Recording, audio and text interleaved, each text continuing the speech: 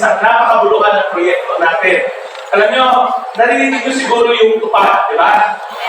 So ngayon, ang ginawa natin, kasi naging very successful yung farm aralan sa inyong mga paaralan, gusto natin ituloy.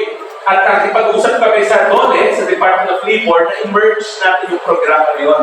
Kaya itong programa na to, farm aralan siya, pero tupad rin siya at the same time. Alam nyo, pinamalas natin na kaya naman para ng mga PTA na maging kahit na busy tayo sa school, na maging mga aktibong membro ng ating komunidad. Yung mga farm na yun, simbolismo yun ng pagkakaisa ng ating mga PTA sa loob ng paaralan. Kaya nga, minabuti natin na ituloy ito and hopefully umabot end of the year, maraming batch pa na susunod sa inyo. Ako gusto ko lang samantalay yung pagkakataon na magpasalamat sa inyo dahil tuloy-tuloy yung inyong pagsiservisyo sa ating mga paaralan, sa ating mga kabataan. Ang reminder ko lang sa inyo, and I'm sure i-remind din kayo, kapag ka natanggap nyo na yung sahod nyo, walang pwedeng bumawas dyan, walang kaltasan yan.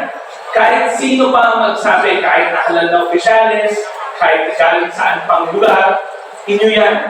Pag may magtangka, sabihin na kukuha ako ng porsyento kasi ako naglagay sa listahan, hindi pwede yan. Isumbong nyo kagad sa amin. Kasi yung buong halaga na yan, sa inyo yan. Walang pwedeng kumuha dyan.